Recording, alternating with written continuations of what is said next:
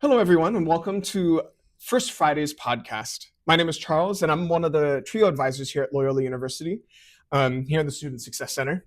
And First Fridays is a space created especially for our first generation college students whose biological parents did not complete a 4-year degree in the United States, and who may be the first in their family to experience the US college system. Each episode will have honest conversations about college life, identity, success, and the things people don't always say out loud. Whether we're talking with students, campus partners, or trio staff, the goal is simple: to remind you that you belong here and that you don't have to do this alone.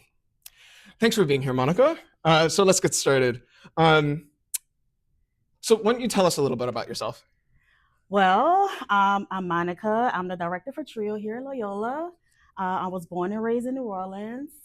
And some fun facts I think some people may not know about me: I'm the youngest of six kids. I love to dance, I love music, and I love New Orleans culture. I moved away from New Orleans for about 5 years or so, but I had to come back home because home is where the heart is, like they say, and it's true. It's hard to step away from all this culture and the lived experience of being here in New Orleans. Yeah. But being one of 6 kids, how was that growing up?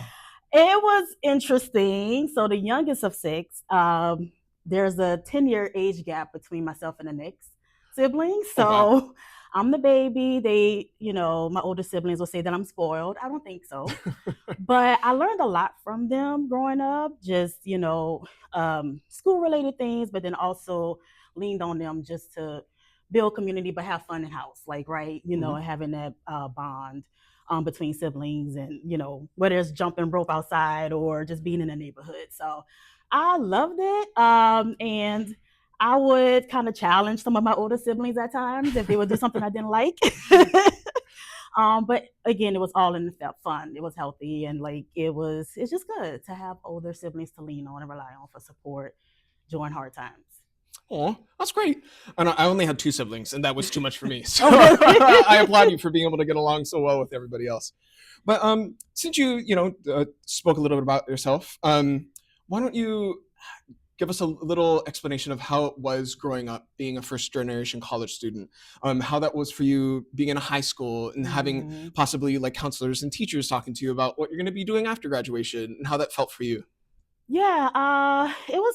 So growing up, like I said, having older siblings, 2 of my older siblings actually went on to complete college, but our parents did not, of course. So that makes us first generation college students. But it was something that was expected of us, right? To complete high school, go on to college, make sure you're on the right track to get an education, but then also set yourself up for a career. High school, I went to McMain. Some people may know where that is, McMain Mustangs. And it was not really my focus, I guess, in thinking about college until senior year. But senior year for me was interesting because that was when Hurricane Katrina happened. So I do have a Katrina story. First week of school, Katrina happened, and we had to move away, obviously, and leave everything behind. I ended up going to Chicago with one of my older siblings. And again, it was just that push of making sure I was in school, completing high school, and trying to be prepared as possible to go to college right after that. So I don't quite remember any conversations with college counselors in high school, to be frank with you. But that was something that, Katrina pretty much changed the trajectory, right? I was questioning myself. I was doubting a lot about, do I even want to go to college? What does that look like? Yeah, I can't imagine having to go through all of that, but also having to consider such a big life choice of whether or not you're going to dedicate the next 4 years and 4 years worth of education and money, finances, and whatnot to Yes. getting that degree. So, what was there some kind of impetus or some kind of catalyst that made you want to go to college despite everything that was going on? I would say my mom. Mm-hmm. She, was my backbone, and she just, believed in me, and but the emotional support and transitioning through, but just reminded me that I can do this, that I can be resilient, and move forward with whatever I wanted to do in my career. So she was the main backbone, and then of course my family in general. Oh, Yeah. that's awesome. It's nice to have a little cheerleader in the corner, Yes. somebody to push you along and whatnot. So it sounds like you had an amazing support system. Yes. Yeah. But I think something that I also want to highlight too is that I think there's a lot of confusion for first generation college students where they feel like because their older siblings went to college that they can't call themselves a first generation college student. Did Mm-hmm. you have a little bit of that controversy within yourself? No, not really. I guess I didn't understand. Like, I knew we were the first to do it in my household, but I didn't know of the term first generation, right? It wasn't something that was talked about a lot or that I heard a lot about in high school. And so it was only like in college that I started to hear little bites of what first generation means, but it wasn't really talked about, you know? So for me, I didn't know one way or the other. I just was like pushing forward. Let's get to, freshman year and kind of see what I wanted to major in. Mhm. That was the big thing. So, Okay. Um, yeah. So I'm just trying to think of because when you're a first generation college student, you really don't know what you don't know, right? right. So what was the first big challenge or trial that you came across that really stuck out to you being like a real first generation college student problem? Whether or not I wanted to stay in school my first semester, believe it or not, I wanted to drop out Oh. because it was just a lot of pressure. I lived on campus, worried about finances.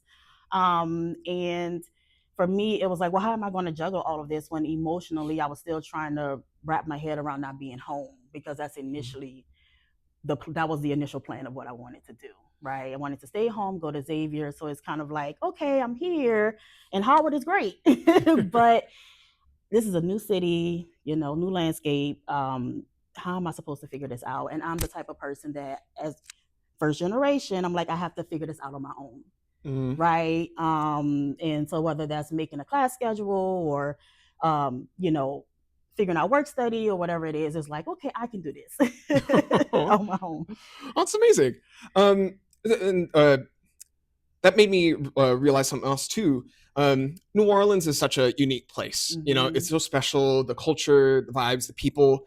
I think for a lot of people, when they move here to go to school, or folks that are from New Orleans, when they move out and go to a college away, Mm-hmm. it's a kind of a culture shock, right? Yeah. So how was it for you trying to adapt to the culture of Howard and the city it was in? So a couple of things just came to my mind. Like I had to first transition to another high school in Chicago. So I think being vulnerable with peers and kind of, I had folks asking me my story and where I'm from and my accent and all of that stuff. I think that experience helped me to kind of wrap my head around another transition at Howard. So it made it a little bit easier because it's like, well, I just did it last year. And although it was challenging, it also allowed me to be more confident in just approaching people and having conversations. Another thing that I did was at Howard look for there's the Louisiana Club. So I actually met up with a few of the people from New Orleans, from my high school, and that helped me to like find my way and build community. Oh, So that was those like the two biggest things I could think that's amazing. of. I would have never thought to look for a Louisiana club, but We had a Louisiana latex club, Louisiana, Texas. I'm sorry, it was Louisiana and Texas, and they called it it's very, very glittery. latex. But it sounds like even though there were definitely some trials and tribulations and whatnot, it sounds like you really did rise to the occasion and overcame a whole bunch of stuff, and that's Yes, amazing. And I applaud you for doing that because thank I don't know. you. I run into a new computer system or a new application. I'm throwing up my hands in the air, so I can't imagine what you Same had to though, deal with. still. But because it sounds like you were able to rise to the occasion and overcome these obstacles, what are some pieces of advice or Mm. tips and tricks that you want to pass on to the first generation college students here at Loyola that may help them during their college journey here? I mean, the main thing is, you belong here, right? Don't let anyone tell you otherwise. You belong here. And that doesn't mean you're not going to have struggles, right? You're going to come across some barriers, whether it's understanding how to access a professor or tutoring. But just know that, like, you have the wherewithal and the strength to figure it out, right? And so just reminding yourself that find your community. When you come across a struggle, come up with a strategy, come up with a game plan early on how you're going to tackle that, and reach out to your advisors and professors for help. Okay, so did that feel like something natural for you to reach out to advisors and professors, or did you have some withholdings, or were you a little nervous? Yeah. I was. Freshman year, like I said, I tried to take it all. I tried to do it myself. So freshman year, I definitely was hesitant because I'm like, oh my gosh, they're grading me. Like, what if I come off saying something wrong, or if I had a stupid question or something like that? So I was afraid to reach out, but I became confident over the years. So I would say, like my junior year, as I delved more into my psychology major and doing research and different projects, I was able to feel more comfortable talking to professors. And I also had a work study job on campus. And so I had that job for 3 years. And so my boss was amazing. She served as my boss and mentor. And so I will also talk to her about like post grad life and how to navigate campus. And she would tell me kind of where to go, who to talk to. So that's why it's very important to, if you're struggling, it doesn't mean that it's the end of the world. Stay the course, find your community and your people on campus you can trust and talk to. Okay. It really does sound like you set yourself up with a really good support system and community at your college, at Howard. So, just for students that may find it a little bit more difficult to kind of do that for themselves, is there anything that you found that really helped build that community and support for yourself? Um,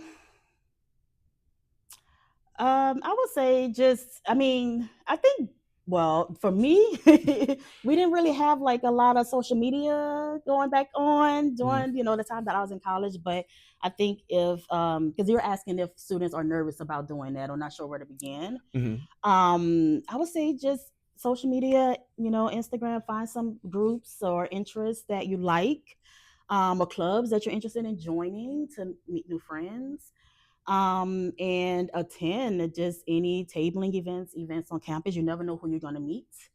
I am a firm believer that every person you connect with could teach you something, and you could walk away with a spark that you never knew that was there. So I'm like, keep yourself open. You don't know who you're going to meet. You don't know who you're going to come across.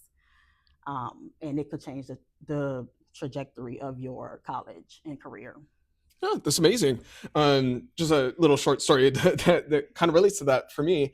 I was working at a chicken wing place when I was in grad school, and one person that I became really good friends with that I worked with there, he had another job. I think he was a high school counselor or something like that, but he liked the chicken wings, so he wanted to get a discount. So that's why he was working at the chicken wing place. That's smart. But he just so happened to be married to the associate director of one of the offices at my university. Okay. And while I was getting my grad degree, or in the middle of it during the summer, something happened with their grad assistant, so they were looking for a new one, and he was really pressing me hard to apply for this. Yeah. And I had such an amazing time with the Asian Pacific American Student Services, that it's the whole reason why I got into higher education and working here. So to attest to your point, exactly. You just never know. And I have a similar trio story too. I don't know if we have time to talk. Oh yeah, no, please, yeah.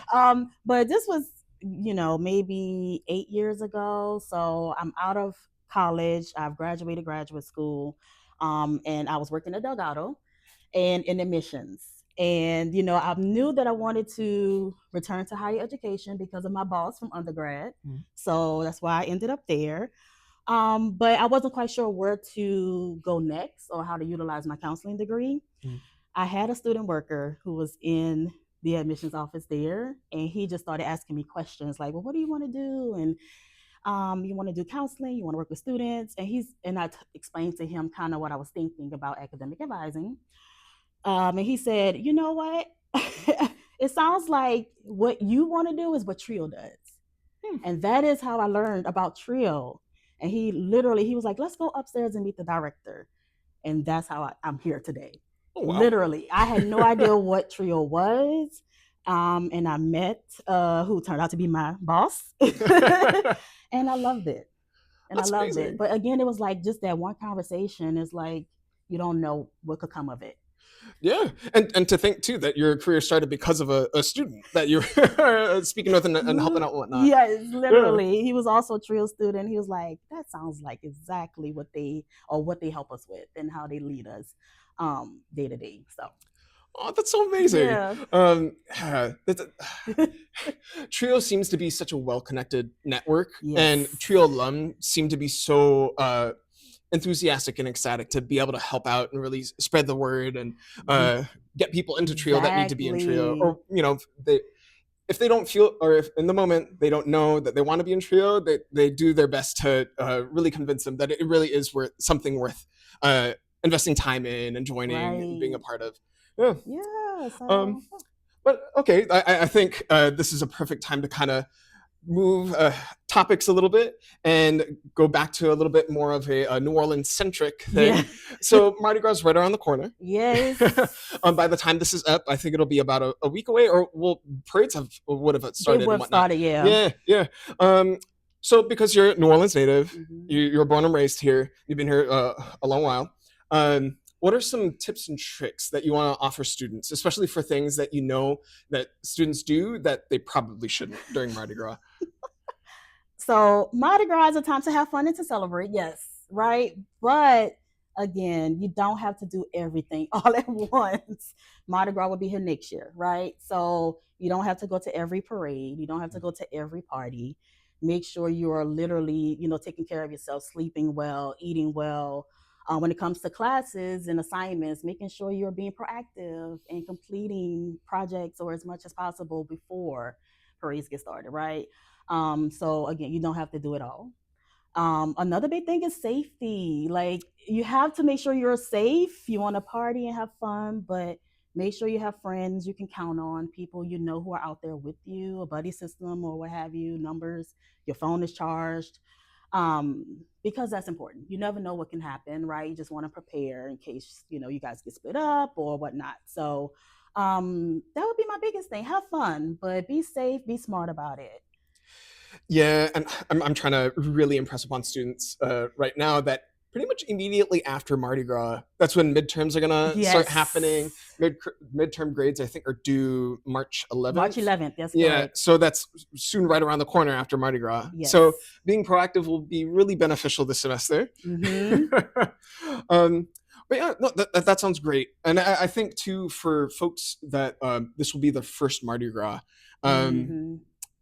I think people try to impress upon those types of people how crazy it can get and how many people can be around and how thick the crowds can get. Yep. But do you have a story or an anecdote or Mm-hmm. some kind of advice that you would give or metaphor for how crazy the crowds do get during Mardi Gras?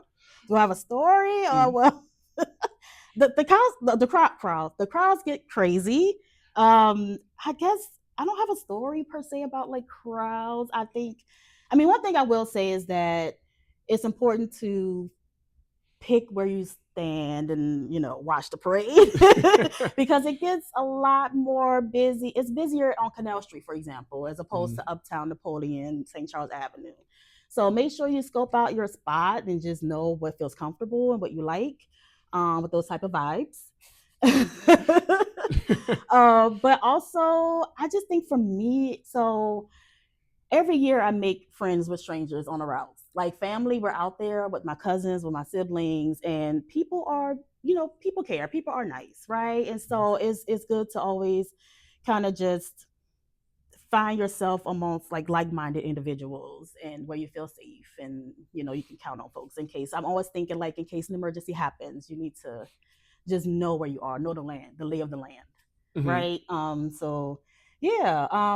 And then other than that, like just growing up in New Orleans, I have just memories of, we lived uptown, like about 5 minutes from Loyola. So we would walk down Napoleon to St. Charles. And that was always a great time, just being with family. And even as I've gotten older, we will have like my brother will always do crawfish boils at the house, Oh, and it would be kind of like a family reunion. So those are just great community minded and focused things that I remember. that's amazing.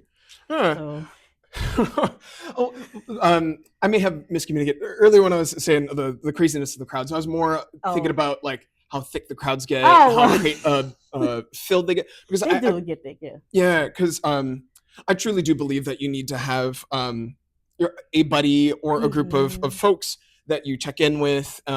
Maybe set up like a point where like if you get separated, that's where you meet. Yes. But I just remember, especially on the night of Bacchus.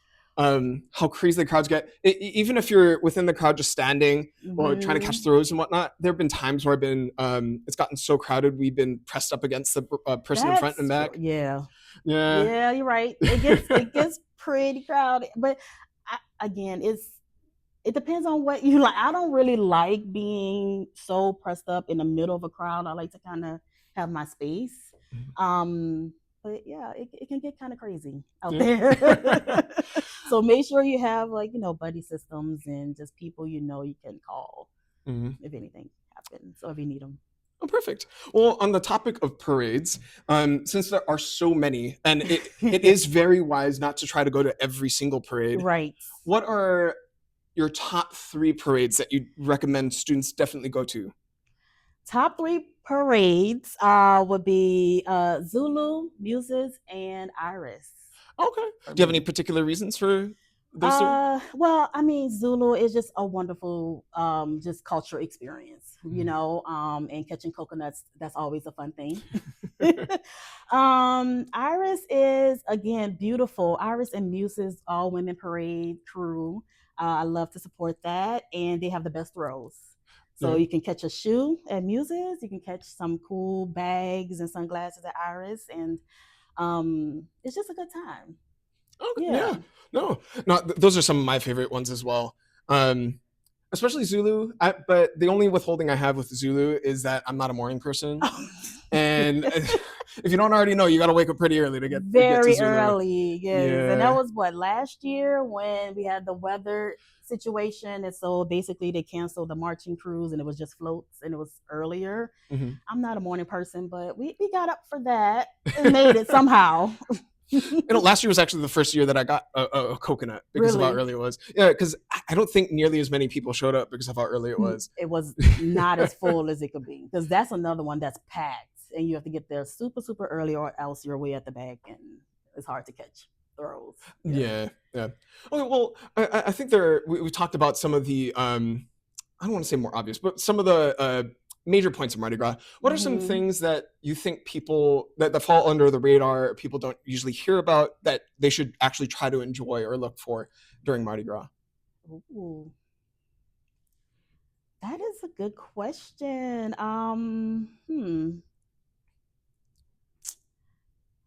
Under the radar or fun things. I mean, if you can attend maybe some of the, how some crews they have their Mardi Gras balls and Mhm. other social events or activities like Lundi Gras, you have a big festival on the river Hmm. on that Monday. So I would say, yeah, it's not just about the parades, but venture out, and find some other maybe smaller activities or events hosted by these crews to get to know whether or not you're interested in maybe joining one day or just to get to meet new people.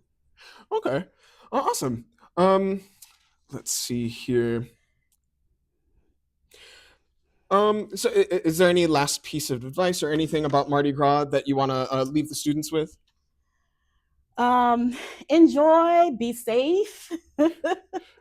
And Mardi Gras will be here next year. That's all I can say. And once Mardi Gras is over, you have to come back to school.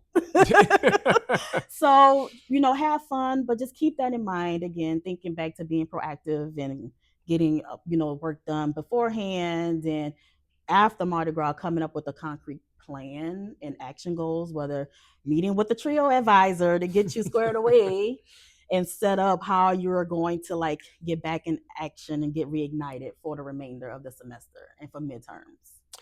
Yeah, I know.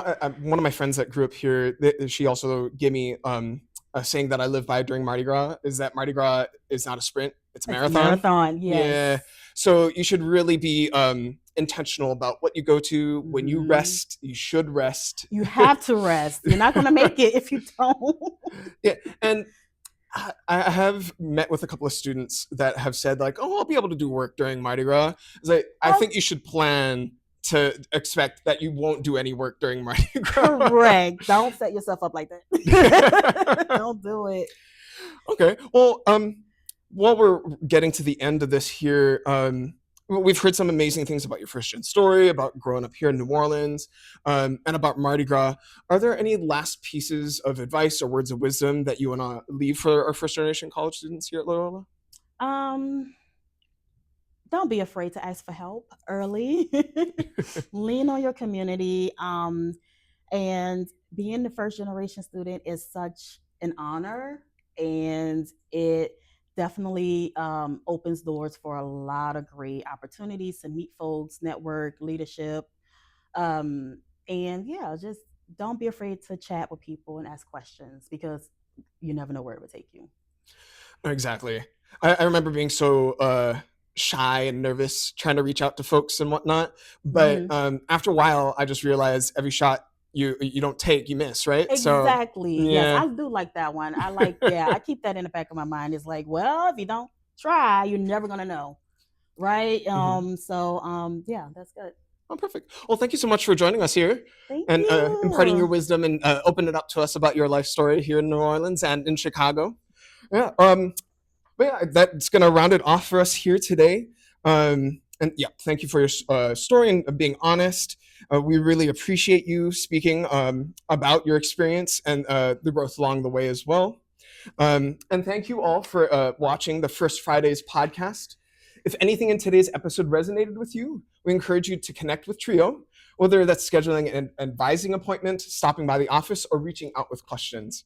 Remember, success doesn't mean doing everything perfectly. It means learning, adjusting, and knowing when to ask for support. And we're here for you.